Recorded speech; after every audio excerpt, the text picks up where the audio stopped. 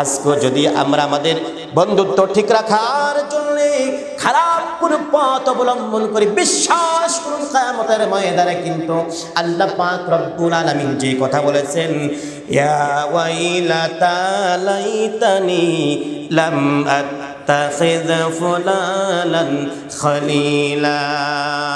সেদিন এই মানুষগুলো আফসোস করবে, হায় রে, তাদেরকে মানার জন্য, তাদের পিছনে ঘোরার জন্য, তাদের কথা অনুসরণ করার জন্য, তাদেরকে খুশি রাখার জন্য আমরা এমনভাবে ভিন্ন কথা বলেছি, ইসলামের বিরুদ্ধে আচরণ করেছি, আলেম ওলামাদের বিরুদ্ধে আচরণ করেছি, কোরআনের সঠিক কথা জাতির কাছে বোঝাতে চাই নাই, তারা বোঝাতে চেয়েছিল কিন্তু সেই সঠিক কথাগুলো আমরা বোঝার মতো পরিবেশ তাদেরকে করে দেয় নাই, বরং বাধা সৃষ্টি করেছি।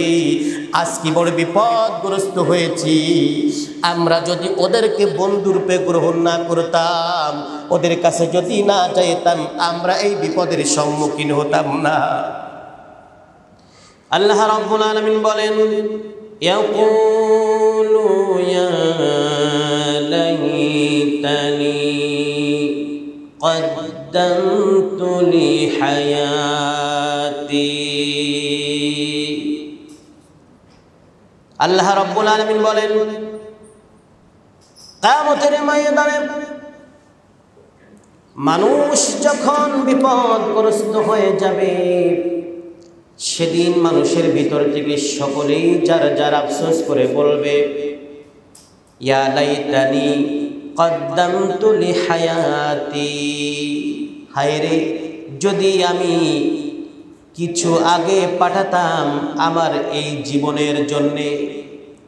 এই জীবনের জন্যে বলতে পরকালীন জিন্দগির কথা বলা হবে, যেহেতু এটা পরকালের আলোচনা চলছে। পরকালীন জিন্দগিতে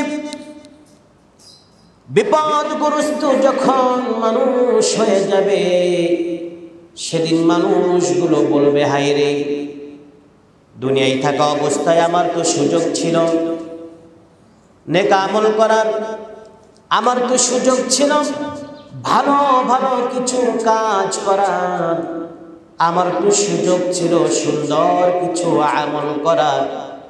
যদি আমি আমার ওই ইহকালীন জিন্দগিতে দুনিয়ায় থাকা অবস্থায় যদি ভালো আমলগুলো করতাম, ভালো কাজগুলো করতাম, তাহলে হয়তোবা আজকের এই দিনে বিপদে পড়তাম না।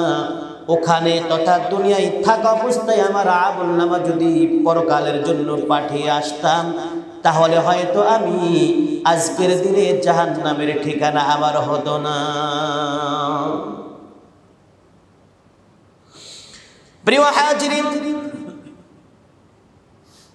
মানুষ যেই সমস্ত কারণে সেদিন আফসোস করবে, আর এই নেকি পাঠানোর ব্যাপারে যে সমস্ত বিষয়গুলো নিয়ে সেদিন আফসোস করবে, যে সমস্ত কারণগুলো নিয়ে আমরা নেকি পাঠাতে পারি বিভিন্নভাবে।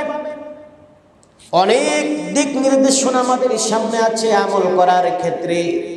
নামাজ বলেন, রোজা বলেন, হজ বলেন, যাকাত বলেন, জিকির বলেন, অনেক রকমের নেকি আমল আমাদের জিন্দগিতে আছে, যেগুলো করার মাধ্যমে আমরা পরকালীন জিন্দগির ক্ষেত্রে আমাদের নেক আমল বা সওয়াব পাঠাতে পারি, জমা করাতে পারি। এক্ষেত্রে আজকে আমি কথা বলবো, তাহজিবুল কামাল নামক গ্রন্থের মধ্যে একটা বিষয় আলোচনা এসেছে। এখানে আল্লাহ পাক রব্বুল আলামিনের একজন প্রিয় বান্দা,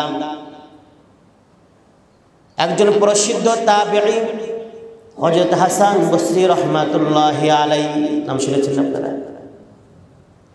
জগৎ বিখ্যাত একজন আল্লাহর ওলি ছিলেন, একজন প্রসিদ্ধ তাবেঈ ছিলেন।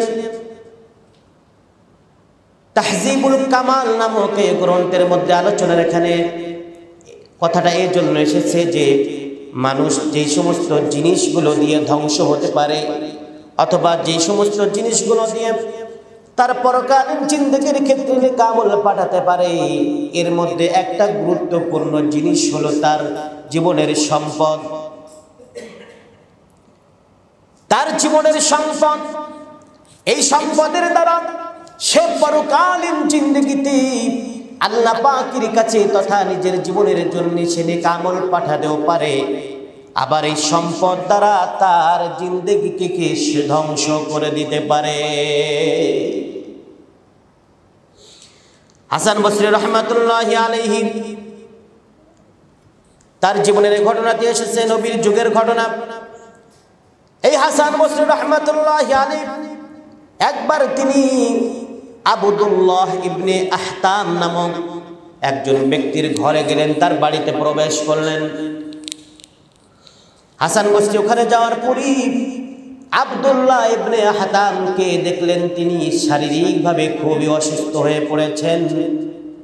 খুব খেয়াল করবেন, এই ধন সম্পদ, আজকে আমরা যারা ধন সম্পদের মালিক আছি, এই ধন সম্পদ আমাদের কারোর জন্য পরকালীন জিন্দগির ক্ষেত্রে কাজ হতে পারে, অথবা কারোর জন্য এটা আমাদের জন্য বিপদের কারণ হয়ে যেতে পারে। এই মর্মে বলছি, হাসান বসরি রহমাতুল্লাহি আলাইহি এই আবদুল্লাহ ইবনে আহতামের বাড়িতে গেলেন, অসুস্থতাকে দেখলেন। এত বেশি অসুস্থ তিনি ছিলেন, কথা প্রায় বলতে পারছেন না। ভাব, আল্লাহর ওলি বিশিষ্ট তাবেঈ হযরতে হাসান বসরি রহমাতুল্লাহি আলাইহিকে যখন দেখলেন আবদুল্লাহ ইবনে আহতাম, এই আবদুল্লাহ বললেন, হে আল্লাহর ওলি,